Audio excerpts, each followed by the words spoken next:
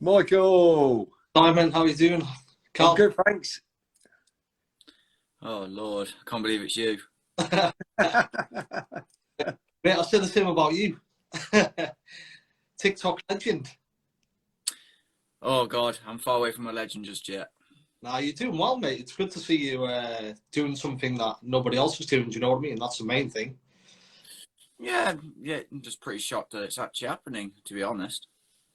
Look, it's fair play to you. Do you know what I mean? You've come up with an idea and you've grabbed it with both hands and you've just thought, go for it. And you look, things are doing well for yourself, which is the main thing. Do you know what I mean? You don't look back now. You're just looking forward. That's it. That's what we've got to do, isn't it, Si? Not forward. 100%, that's what we're doing, isn't it? There's lots going on in there at the moment, so Well, in your world, there is. in your world as well now. Don't worry about that. There's a lot of stuff happening, isn't there? Right, I slow down a bit. But you was excited getting Michael on, weren't you? Well, yeah, because it's the team I support as well. Yeah, I know. It's mental. How come you support Cardiff? You're from Nottingham, aren't you, originally? Yeah, ancestors. Okay, I understand. Yeah, but we're not doing great at the minute, though. I was at the club last week, I think it was. I might be getting a role within the foundation and the charity side. Coaching wise, it's not my thing. I'd rather do the other stuff, the community stuff. Yeah, fair. Spoke to the CEO then, told me what their plans were going forward and stuff like that. But look, hopefully they can change it around. My mate's the assistant manager there, Mark Hudson, who used to play for the club. Oh yeah. I speak to Huds quite a bit, and he's told me things have completely changed compared to when McCarthy was there. Obviously, I was with Mick McCarthy at Ipswich, and the mentality, how look, he's an older coach. Do you know what I mean? He brings a different philosophy to the football club that new generation brings. So look, I hopefully, fingers crossed, if they stay in the league this year, then things will work out next year. But you're trying to build on what's happened at the start of the season. That's hard. Yeah, that's it. So yeah, we're ready, aren't we, Si, to start it, aren't we? Yeah, I mean, I think we started already, Karen. So I reckon we should have all this in there. It's all good stuff, isn't it? Yeah, but yeah, you can make it official, Cal, if you want. Yeah, so yes, guys, this is the Simple and the Dragon podcast. I've got Cardiff City legend Michael Chopra. So how you doing, Michael? Yeah, Cal, I'm good, mate. It's great to be on this podcast. It's great to be speaking to you and Simon and getting an insight of what you guys are doing as well as what you want to know, what my future's been and what my past's been as well. Yeah. So yeah, we've got questions to fire at you, and well, not literally fire at you, but you know what I mean by that, you know what I mean. But yeah, yeah. But yeah, the first one is, of course, you're a Cardiff City legend. You scored, was it 4 goals against Derby in the 6-1 win? Yeah, that's right. Yeah. What was your best goal? What in the 4 or my best goal for Cardiff? Your best goal for Cardiff? Let me think. Look, I've got the best goal and I've got important goals. Best goal I probably scored was probably my 3rd one against Leicester City in Ninian Park. Oh yeah, I remember that. Yeah. Yeah, we were 3-0 up. I scored a hat-trick, and we won the game 3-2. I think my first one was a free kick. The second one, I lobbed the keeper, and then the third one, the ball's got played down the line. Steve Thompson's trying to run onto it. The keeper's come out. He's cleared it. Come to me on the edge of the box. I've gone to shoot. I've faked, gone the other way, faked again, cut back in on my right and just whipped it as hard as I could with my right foot and went straight in the top corner. So this watching it back, because I watch all my goals back on YouTube and things like that. It's great to see how well I've done and stuff like that. Exactly. Watching that back, and even to this day, you think to yourself, how did you manage to do that? You know what I mean? It's just to put that much power and get the angle right and that sort of thing. And obviously with the pressure of the fans as well, it all boiled down to it. But look, that was probably my best goal. Never forget the winner in the 92nd, 93rd minute against the Jacks. Oh yeah, against Swansea City. Yes, good. Yeah, 2-1. Never forget that. Look, that made me. Obviously, I was a legend before that in Cardiff, but when obviously I scored just before half time to make it 1-1. But to score the winner and win the game 2-1 against your local rivals, you go from people's estimations to there to there. Do you know what I mean? It's only small things that change everything and things like that. But yeah, so them 2 goals are probably my best goals and my most important. Yeah. You mentioned, Michael, you mentioned about like the crowd and, you know, under pressure with the crowd and all the rest of it. And for everybody like is watching and stuff like that. Did you sort of, as a pro footballer with like thousands and thousands of people watching you, did you actually know they was watching you, or was you just completely 100% focused on what you was doing? I think when you step on the white line, it's weird because you kind of you're fully focused. You're leading up to the game and everything. You're preparing because look, at the end of the day, if I don't prepare properly, if I'm not at my game, even one second, I'm off a second the pace. You're going to let your team down, and then you've got to think you're not letting your team down. You're letting the fans down as well, and they've paid great money to come and watch you play, and you're letting them down. Do you know what I mean? So when you're on the pitch, it's weird because you can hear the fans chanting and everything, and you don't really hear it because I think you blinkers on, you're just fully focused on what it is. Yeah. It's only when there's a break in play, when there's an injury, or when you go over to the touchline and speak to the manager, you look around and that's when you tend to take your eye off the ball and you think, actually, yeah, it's a great atmosphere. Do you know what I mean? Yeah, no, definitely. Yeah, no, definitely. Sorry, Cal, I just wanted to put that one in there. Fair play to you. So you class yourself as you know, one of those important moments. You know, when you say you scored important goals for Cardiff. Who would you say Cardiff's best player is right now, currently in this current state? Look, I'm a striker. So the look at the forwards that Cardiff have got, you look at Kiefer Moore.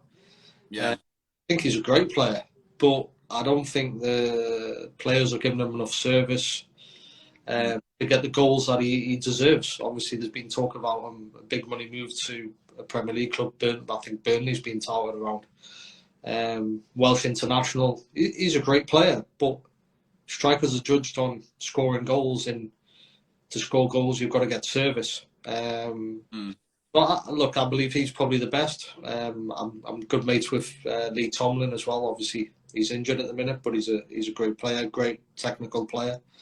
But it's also great to see so many young players that have come through the academy this year and pulled on the Cardiff City shirt as well, because you've got to think about all these players at the minute at the club. They're on big wages and their contracts are running out at the end of the season, so you've got to start giving these younger players a chance, and fair play to them. They're grabbing it with both hands and they're doing well.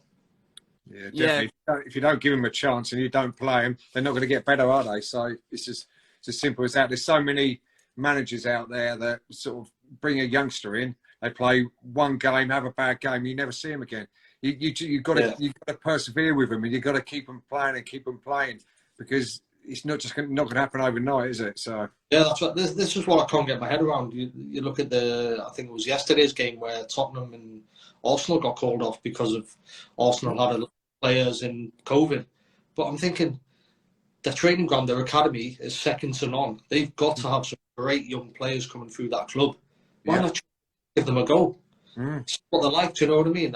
But at the end of the day, it's a North London derby, and did Arsenal really want to field a weakened team and lose that game? I think Wolves done it at the weekend. They won the game. I think they were playing Southampton. I don't know if it was Southampton, but they had a lot of kids on the bench. Do you know what I mean? You've got guys. Do you know what I mean? If they're good enough coming through the ranks, just give them a go. It's great to see Cardiff. Yeah, because Cardiff's got a lot of young players at the minute. Yeah, they've got this Ruben Cole who's he's cracking at the minute. He's in really good form. We've got Perry NG Crewe, and he's been a great wing back this season. I think he's been one of our best defenders, to be honest. Yeah, definitely, mate, definitely. So, is there any players at Cardiff right now that you've actually played with? Still there? No, I don't think so. No, none. Right. Everyone's gone that. Look, it's only been about, when was it last? 2000. It's only 10 years, so yeah. The full club's changed, really. Yeah, it does. It does. Yeah. I'm just going to go on to that, Cal. I'm just bouncing off your questions a little bit. So you said about players. Who's the best player you've ever played with, Michael? Ooh. In my full career? Yeah. Alan Shearer. He's obviously, I played with him in Newcastle. Me being a Geordie Newcastle fan, grew up watching Alan play for England, play for Blackburn. Then when he came to Newcastle, I was actually at the stadium when he signed the contract. 15,000 fans were at the stadium. I was one of them. Just being a proud Geordie that he signed for my team. And then I think it was probably 3-4 years after that, 1999, 2000, I started to become a lot closer, mixing with him, sort of thing. And then it was like 2000, 2001, where I was in the change room and I'm turning to my right and sitting next to Alan Shearer in the change room. Unbelievable. But look, that's what dreams are made of. Do you know what I mean? Everyone has a dream, and I had a dream of playing for Newcastle, playing with my heroes, Alan Shearer, and that sort of thing. And that Alan Shearer's, look, he might not have been the skillfulest player ever, but he knew how to score a goal, and that's how I see football. That's how I see it, because that was me. I was a goal scorer, and even to this day, I could pick up the phone to Alan and speak to him. We remain good friends still. Yeah, he was my idol. He's the best player in this country. People ask me who's your favourite player ever, and I say Maradona. But if they say who's my favourite player ever in this country, Alan Shearer all day long. Yeah, all day long. I idolised him. He was absolutely fantastic. Yeah, he was. Look, when they go to the World, even to this day, you still can't get your head around in '98 and 2002 how England never progressed to where they should have with the team they had with Becks. Yeah, and sort of players that had a great team. Do you know what I mean? But look, football's changed now. Do you know what I mean? You don't see them type of players anymore. You probably, obviously, Rooney was similar. You've got Harry Kane that's similar, but other than that, there's not them type of English forwards that bully defenders. Yeah, no, I totally agree. Yeah, so isn't it? Yeah. Sorry, Cal, I'm bouncing off your questions. So. I didn't know you had a trampoline, so. Well, yeah, no, not anymore. Definitely you could trampoline, so. Huh? Definitely you can go on a trampoline anyway. No, not my age. Definitely not. No, we better walk afterwards. Yeah, we're going to move on to something a bit more. So, like, of course, we've got some charity games this year. Yeah. And you're in. Which one are you in again? The Goals for Gosh, isn't it? So. Yeah, the Palace one, isn't it, Michael? In May, yeah. Yeah. At Selhurst Park, yeah. Okay, yeah, perfect. Well, I'm in that as well. Nice to play with you. I think you're on my side, aren't you? I'll make sure that happens. That's got to happen. Yeah, because position-wise, I don't know where I'm going to be playing it. I can play centre mid, which is what I started out as when I started football. I've been playing football years, and I can play up top as well. I'm quite an agile player. Yeah, nice, man. You play in goal as well, don't you? Yes, but I've not been playing as goal as much as I used to be. It's like I've stopped doing it for a bit, but I've not given up on it. Is that because you don't enjoy it, or you prefer scoring the goals? Well, I've got to score some bangers, haven't you? Which I have done at times. I've seen some of them, mate. I've been watching your TikTok. I didn't know you had TikTok, Chopra. I've got TikTok, but I was going to ask you. I've not posted anything. I'm in fair play to do it. You know what I mean? What made you get into TikTok about your first post? What made you just realise and just go, oh, I'm going to do it? Yeah. So yeah, I started TikTok in May 2019. That's when and I really started posting during the first lockdown. That's when I really started posting. And then literally just from there, it just went up and up and up. It's like in one day, I gained 200,000 followers in one day. Unbelievable. And that is crazy numbers. And yeah, literally I was on 200,000. I literally went to 400,000. And I was just like, how has this happened? It's just like from one video. It's like one video. What was the video you posted? It was me just saving it was me making like some, I was shouting at number 6. Right. I was shouting at number 6, as you know, Si, don't you? Yeah. You know my history with number 6, Si, don't you? That's it, I do. Yeah, don't wear number 6 in a charity game, Michael. Yeah. So it's just from that number 6 video. I was saying, number 6 dropped back, and and then I saved it, but then I told him to push out a little bit. Yeah, it's just that it was that video that sparked it all off, and it's just been growing ever since. And like says, I'm on 1.4 million now, and it's unbelievable. Unbelievable, that. Fair play to you. Yeah, and God, it's just unbelievable. I mean, come on, Si, you'll get there. Yeah, well, it doesn't help my other account getting banned, does it? So I had to start again. It's unfair, though, isn't it? Yeah. I know what it's like. I've had a couple of Instagram accounts that I've had to redo and Twitters and stuff like that. People hack into them and can't get them back. I know, it's a nightmare, isn't it? You put all that time and effort in, and people don't realise how much work and effort you do put into it. Yeah. And then they just take it away with a click of a finger, and it's not right, is it? Nah, because it's not hard to get them followers back, is it? It's not easy, is it? No, it's not. You have to really push it again, and you're starting again. I mean, I must admit, I've been quite lucky, haven't I, on my other one, Cal, on TikTok. It's gone really mad, so which is good. But it's frustrating, though. It is frustrating because Instagram is a hard platform to gain. Mm. What I've been doing is taking advantage of TikTok to grow me Insta, because I'm on 194,000 and 195. But that's just by TikTok, as you know, so because I gave you that tip, didn't I? To take a screenshot of your. That's it. Yeah. Behind you, like as a backdrop, and that's what people do, and a lot of people getting that advice, and they're actually doing it. They're actually gaining pretty well. Yeah. But you know what, Si? What's that? I think tonight what are you on at the minute? Nearly on 100. Nearly what was it? 60,000. Yeah, close now. I think. Yeah, it's close. Right. Yeah. Hopefully, it'll be good. Yeah. It'll be good. Yeah. I've got a question for you, Michael, and that is, if you didn't play striker, where else would you play? Right. Do you know when I first started off playing football? I used to play right midfield. Wow. Because I was more on the small side when I was growing up as a kid. So, but I was fast. I was rapid. So. Faster than me. My Sunday League team, the Sunday League manager used to put me on the right, and he used to just say, just run down the line and cross it in. Mm. And obviously, back in the day, I'm talking early 90s, it must have been 93, 94. In Newcastle, there used to be a newspaper called The Pink, and we used every Saturday, it used to come out, and there used to be a write-up about the games and stuff like that.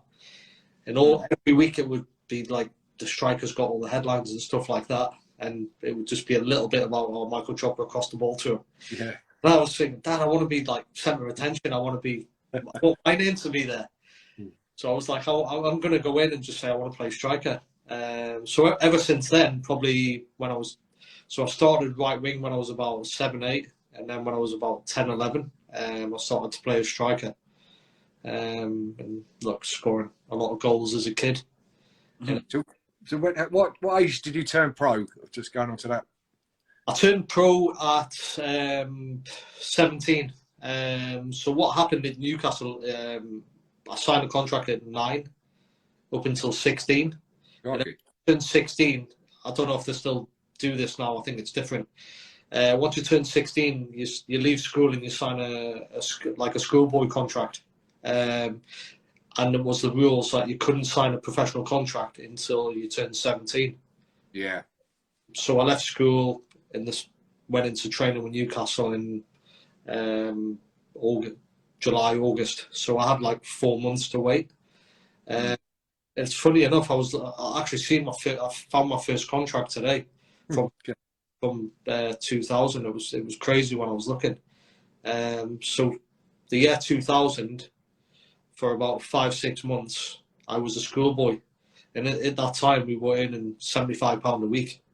And you look at that now, and the players in the academy, they earn a lot more than that. You know what I mean? Yeah. So yeah, £75 a week up until I turned 17, and then your wages go up a little bit, not massively. Do you know what I mean? So yeah, I turned pro at 17, and then obviously I was doing well in the academy, and I got offered another contract, and I signed the contract with Sir Bobby Robson. Cool. Yeah. Brilliant. Yeah, I've got some great memories. Do you know what I mean? Going yeah. back in the day with Newcastle and things like that. Bobby Robson being my manager and that sort of, yeah. That's mad. I mean, I've got a soft spot for Newcastle anyway because of Bobby Robson and Alan Shearer. Yeah. When I was a youngster, I used to support Ipswich when Bobby Robson was manager there, and when they won everything, it was unreal. So yeah, when they both was at Newcastle, it was like, wow. So I've got a bit of a soft spot for him. So yeah, but you support Chelsea side, don't you? I do. So you're a Chelsea fan, yeah? Yeah, I'm a Chelsea fan. Yeah. You got put those side, didn't you? Otherwise, you would have got kicked out. Got what, sorry? But you got forced into it though, because otherwise you would have been kicked out. Yeah, I was forced into it. Yeah, my mum and dad bought a pub just outside of Tunbridge Wells, and we had all showing live football on the tellies and stuff like that.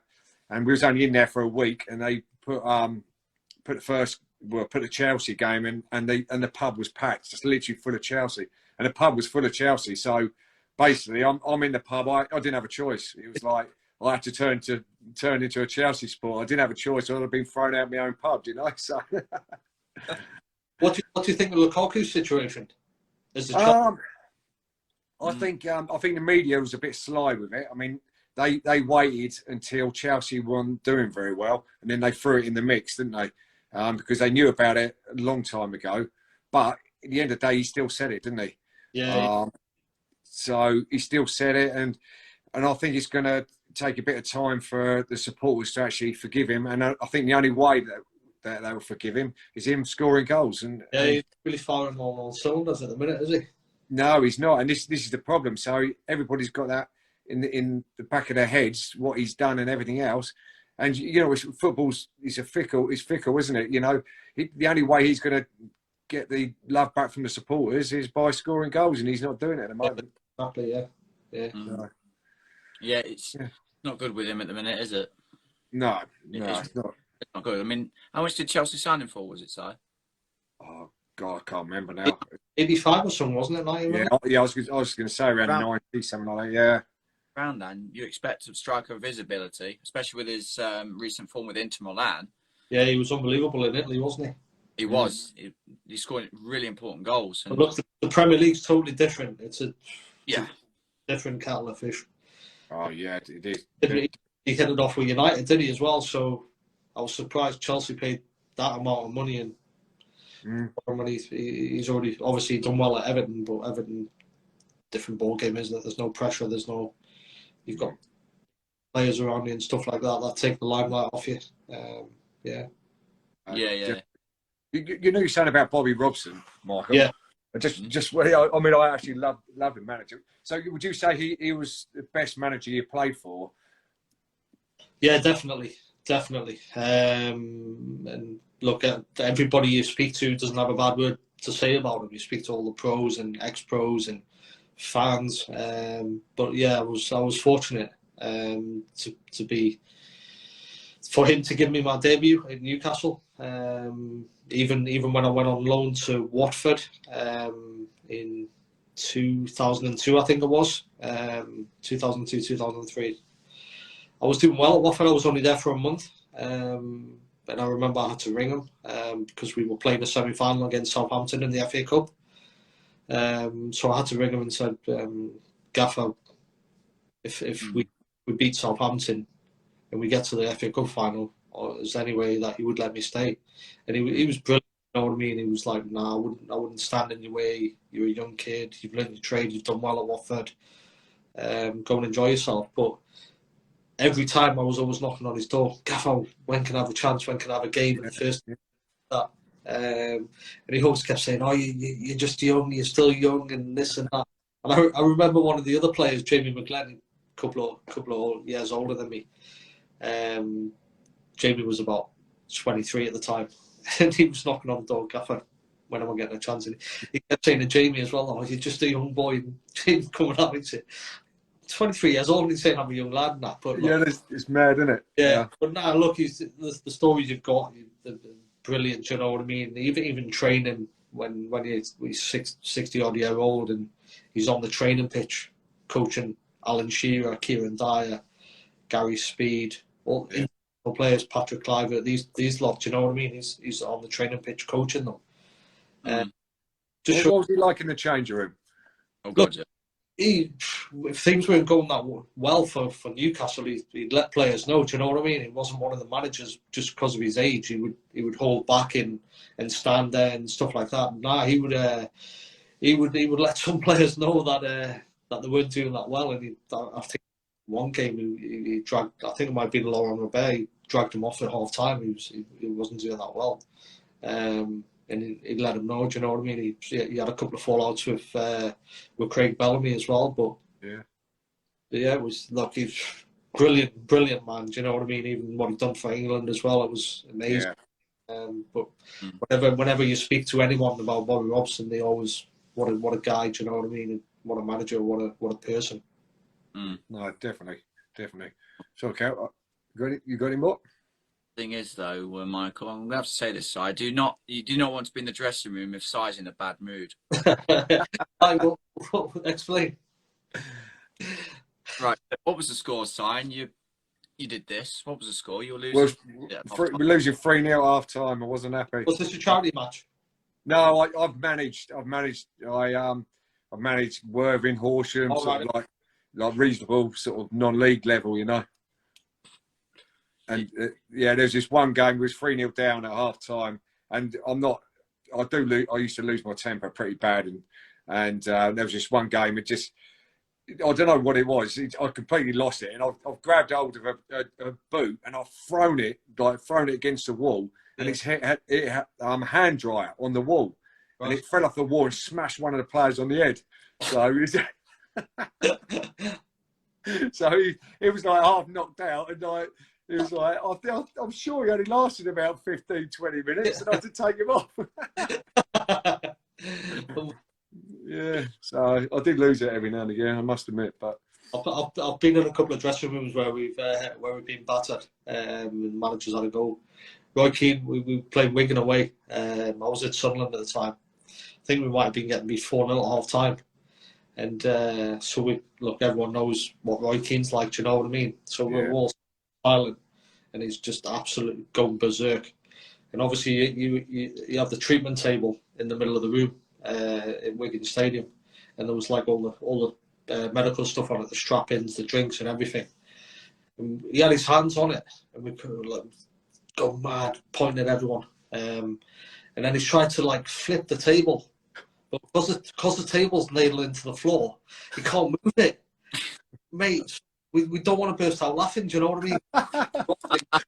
If you're laughing at Roy and stuff when he's just absolutely lose it. So after the game now, I'm on the bus and all that to just start laughing and everything, do you know what I mean? Having a joke about it, but he was trying to lift it like that. That'd been quite because you couldn't laugh, would you? I mean, Christ, not Roy Keane, do you know what I mean? Yeah, I've been in the change room a couple of times when he's gone off at one on some of the players, and you don't want to get on the wrong side of Roy, and especially when the team's losing. Yeah, but no, definitely not. One of them things. You don't know my side, do you, Si? Of what happens if I'm, there was a game I was putting up a good bad performance in, but my manager was trying to tell me that I was doing brilliant because I was quite good, but I was just missing a lot of chances. I hit the post once in one game, seconds apart. And at half time, it was 0-0 at that point. There was a locked door on the other side of the changing room. And I think you could probably guess what happens.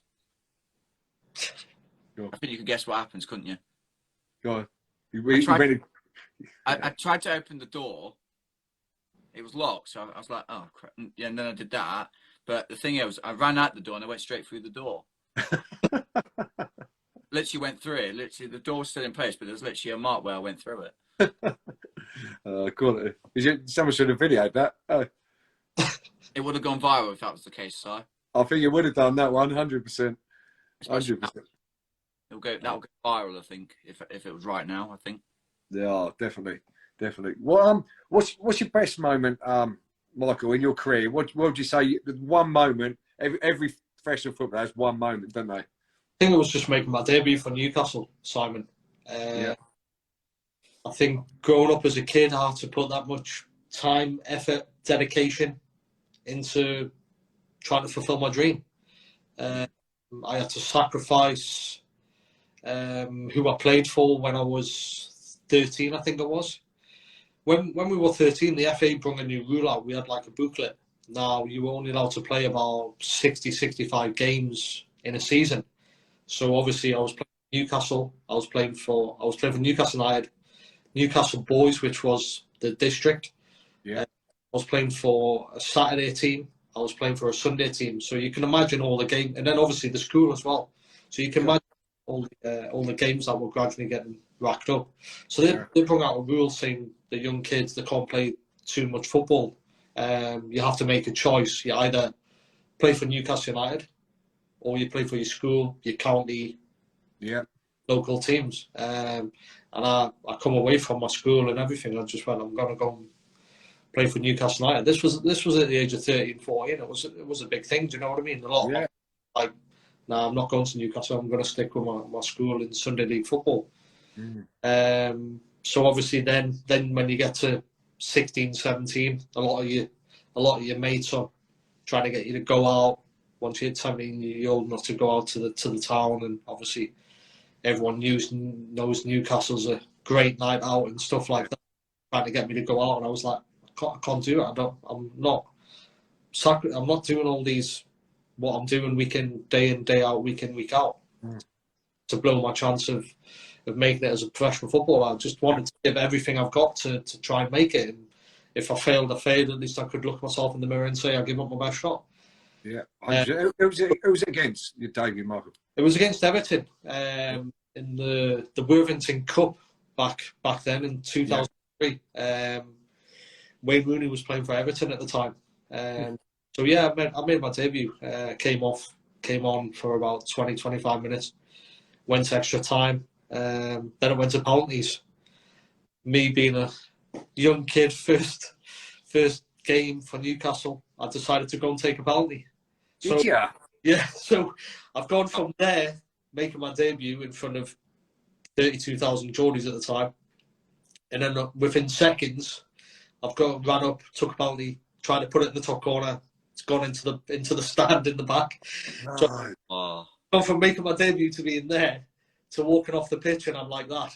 Do you know what I mean? Like before when I was on about the Swansea thing, and you've gone from there to there.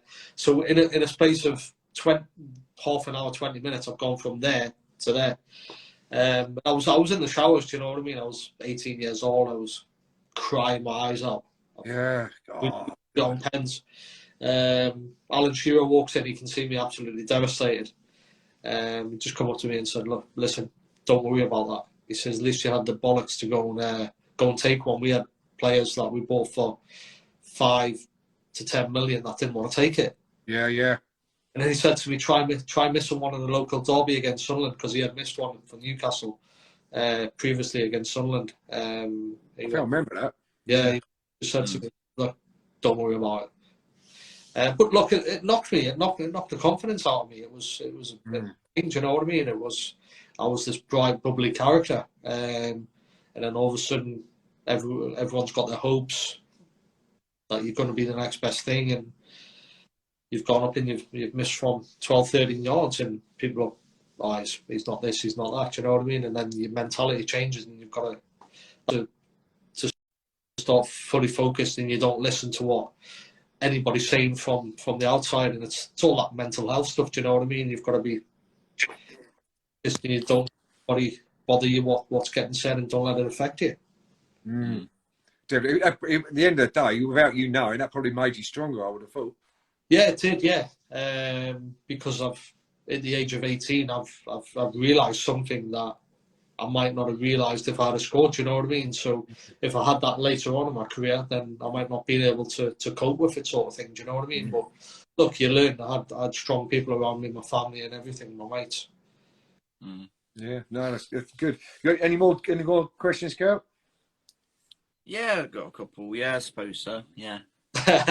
Go on, Carl. Yeah. It's going based off your best season. So what was the most goals you scored in a season? I think it was definitely at Cardiff. I think I scored 22 in season 06-07. 22 and 42 games, I think it was. The season we got to the playoff final, when we got beat off Blackpool, I think I scored 21 that season. But yeah, going back to when I scored 22, I was the second top scorer in the league. I think Jamie Curtin, he was top. He finished one ahead of me, 23. But I was devastated because we played QPR about 3 or 4 games before the end of the season, and the goalkeeper Lee Camp, the final whistle went and everything, and we started, obviously the Cardiff fans were behind the goal in the top tier at QPR. He started giving loads of stick to the Cardiff fans, and obviously me being like, I love Cardiff, do you know what I mean? I love the fans, they're so passionate. I kind of had a little fight with him, do you know what I mean? After the final whistle, Oh, God. The refs come over and give me a straight red. That was my season finish. So if I didn't get sent off, then I really believe that I would have been top scorer in the championship that year as well. Oh, that's go, isn't it? Oh yeah, another thing to on the naughty list. Yeah. Would you get some presents that year then? One less off Santa. Yeah. Yeah, that's fair enough. You got another one, Si? Yeah, no, I was, obviously your career was like unbelievable, and your attitude was absolutely spot on. You know, you could see that as a player. You always see it, don't you, as a you know, when you watch players, what their attitude's like. Just, you know, obviously there's going to be a lot of youngsters watching this and all the rest of it. What's your advice to them, the ones that want to go on and make it, you know, to be a professional footballer? What would your advice be to them? I just think young kids now, they've got to, obviously it's different now, do you know what I mean? When I was back then as a young kid, I was more streetwise. I was out on the streets till 9, 10 o'clock just playing football. Obviously you can't do that because of what goes on in the world now. I just believe that they've got to keep working hard in the back garden, in your mum and dads won't like me saying this, but in the living room, do you know what I mean? Just practice tricks, because at the end of the day, the more you practice, the better you're going to become. You've got to believe in yourself. That's the most important thing. You've got to believe in yourself, and don't let anyone doubt you, and don't let really look, because I know it happens. You've got mates at school that, yeah, they might be your friend, but they hate what you're doing because you're better than them. Do you know what I mean? And you've got to believe in yourself, and don't let the haters get to you. Really, do you know what I mean? You've got to. The main thing is just be confident and go out there and enjoy it. And at the end of the day, just give it your best shot. Because if you give it your best shot, what can anyone complain about? You've tried it. That's all anybody ever asks of you. Yeah, no, 100%. I agree. Yeah, definitely. I know it's a tough industry. Do you know what I mean? There's not that many players make it, and especially with the money that's in the game now, a lot of foreign players coming into the country. But you've got to look. Dreams do come true. Do you know what I mean? It happened for me, and it can happen for a lot more people as well. Yeah, 100%. I mean, I'll just go on to that for a little bit. I don't know what you think about this, Michael, but I think it's major for these young lads as well to show a bit of respect, be respectful, be polite, because there is thousands and thousands of lads that want to make it that are probably on the same level. And, you know, I always used to say to them, all the youngsters and all the rest of it, you've got to be respectful, you've got to be polite, you've got to listen, because at the end of the day, it could be either you or him. If he's got a terrible attitude and he doesn't listen, he thinks he's better than what he is, and you've got a good attitude, it'll be you that will get there. So that's the only thing I would add is just like in all the youngsters, just make sure you're respectful, listen to your coaches and management, and be polite with it as well. It'll get you a long way. Yeah, that's right. You're right, Simon. Do you know what I mean? Look, I see some kids now in the big clubs. They act like they've made it already. Yeah. Do you know? Kick the ball, and just because you're playing for Man United or Man City or Arsenal, if you've not kicked the ball for them, then don't be like it. But you see it, they're driving the flash cars. Their appearance is more important than what they're doing on a pitch. Do you know what I mean? And I see it, and it's sad to see. Do you know what I mean? But that's what the game's done to some players. Do you know what I mean? It's one of them things. Yeah, no, I totally agree, 100%. Right, Kel, any more before we? Yeah. It's going through the Premier League. So, what is your final Premier League table? Well, I'll give you the top four, yeah, and I'll give you the relegation. Right. Obviously, Man City will win the league. You can't look any further than that. Not really. I think I'm going to go for Liverpool to finish second, only because if they're in touching distance of second place with Chelsea and you bring Mane and Salah back, I think they'll kick on. Obviously, Chelsea's third.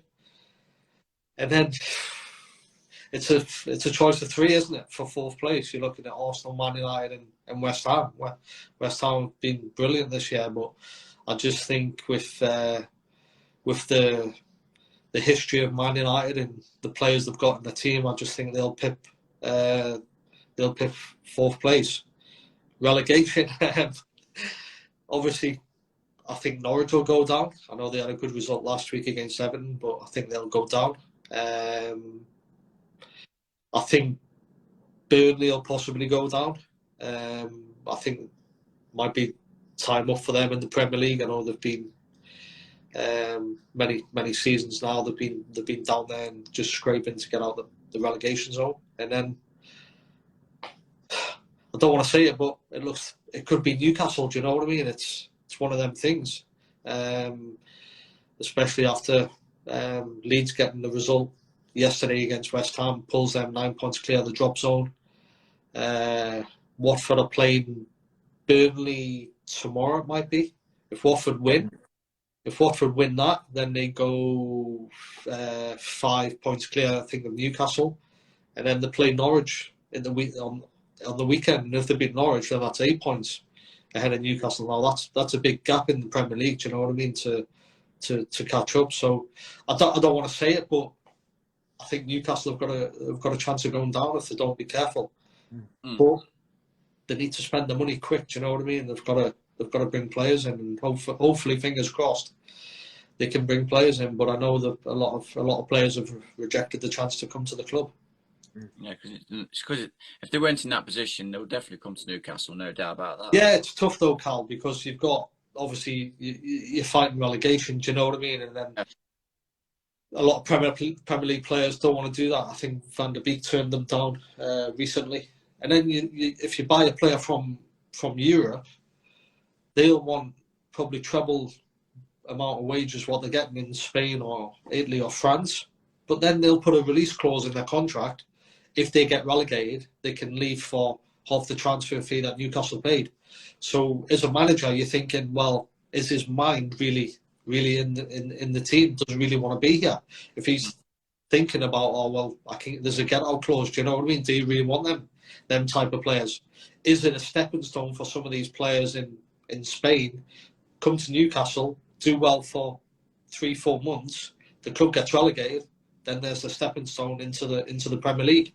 They can go and join another club, rather than a club like West Ham, Arsenal go out and getting these players and they're not doing that well. They could use the Newcastle and Watford and Crystal Palace as a stepping stone to get into the Premier League. Yeah, No, spot on. Yeah, I think spot on. exactly. Carl, I'm going to be trying to go to the Cardiff Swansea game in April, I think it is. You're more than welcome to come along, and Simon, if you want, you know what I mean? I think it'll be great. I'm trying to finalise details and everything to come to the game, because I think it'll be great atmosphere, especially because nobody's done the double over the two clubs for 20, 30 years, I think it is. And obviously, we beat Cardiff at Swansea 3-0. Horrible. Hopefully that won't happen again. Do you know what I mean? So yeah, if you're free, then you're more than welcome to come. Do you know what I mean? I think it'll be great to meet you guys. Do you know what I mean as well? Oh, I'd love that. That'd be brilliant, Cal, wouldn't it? That's it. Because it's April. Did you say? April the 4th, I think it is. Yeah. Yeah. So yeah, it's just before Goals for Gosh as well. So. God, that'd be brilliant, Michael. Yeah, that'd be fantastic, wouldn't it? Yeah, that'd be good. Yeah, because get to meet some players or something as well. Yeah. The players, yeah, don't worry about that. Oh, that'd be brilliant. Cheers, Michael. That'd be excellent, wouldn't it? Real that. Yeah, no problem. Perfect. I don't want to say this to you, Chopra, but Swansea follow me on TikTok. The official club, and I'm a bit, oh dear. Just think, it's another follower, isn't it? Yeah. Like, what do you think about another follower to add? That's good. Yeah. So is that it for you, Si, isn't it? Yeah, no, brilliant. It's been fantastic. You know what I mean? Obviously, look, I think the reason why I first got in touch with Simon is my mate Jamie Knight. He asked, I think it was around about Christmas time. He asked me to try and get I've got a group of mates. We all play computer together. Do you know what I mean? And they all follow Carl on TikTok and stuff like that. And he was like, "Oh, can you get a shout out for my mate? Can you contact me?" And I sent Carl a couple of messages. I sent him an email and I sent him one on Instagram and got the custard pie. Do you know what I mean? So then, obviously, Simon, I've seen you've done a lot of things with Carl, so that's why I contacted you. Do you know what I mean? To try and get involved and that sort of thing. But look, at the end of the day, I'm pleased I'm involved. I'm pleased I've done this. Do you know what I mean? Because look, it's good to talk to people. Do you know what I mean? Especially with the world we live in and during lockdown, and you can't really get out and that sort of thing. It's good to chat. It's been brilliant. And when he did contact me, I was thinking, is this the real Michael Chopra or not? Do you know what I mean? It's like I had to look into it a little bit to realise it was actually you. Do you know what I mean? There's a lot of fakes and a lot of scammers out there. Do you know? Yeah, that's it, isn't it? Yeah, that's it. So. You have to be careful in this world. Do you know what I mean? Yeah, I get loads. Yeah. You know, don't you? Yeah, we get all like loads of fake accounts. I mean, I was on my live the other day, and I kept seeing my picture coming up. Everybody's got my picture on their profile, like their profile picture. I just kept looking, seeing me coming up all the time. I was like, what is going on? Yeah. Even when I joined last night at the start as well, and even that guy coming on and saying what he said, do you know what I mean? It was disgusting. I couldn't believe it. Yeah, you get it all the time, Michael. Do you know what I mean? We have to be hard skinned with it and just not even worry about it. People like that, not worth even worrying about. You know what I mean? Yeah. Definitely not. Yeah. That brings us to the end of the podcast then, guys. So, yeah, thank you, Michael, for coming on. No problem. It's been a pleasure. Absolute pleasure having you on. But, yeah, we'll definitely see each other soon, definitely. Yeah, definitely, mate. Looking forward to it. Absolutely. It was brilliant, Michael. Really well. I could talk to you for hours. Do you know what I mean? With your stories and all that. It's look, I've got loads. Do you know what I mean? I was speaking to a couple of mates back home in Newcastle, and they were like, "Can you remember this?" And I was like, "Oh yeah, do you remember that when we were coming through the academy?" Like that. I think one day I'm just gonna have to sit down and write them all down because look, it's good to remember, because I think in a year or two I'd love to bring a book out. Do you know what I mean? About because some mad stuff happened in my life. Do you know what I mean? And great part of look, I've done everything. Do you know what I mean? It's one of them, and so.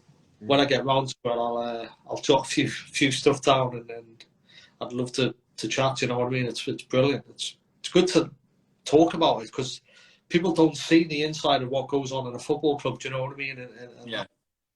I think during lockdown, a lot more players have started to open up, and a lot of podcasts have happened, and it's great to listen to stories and everything.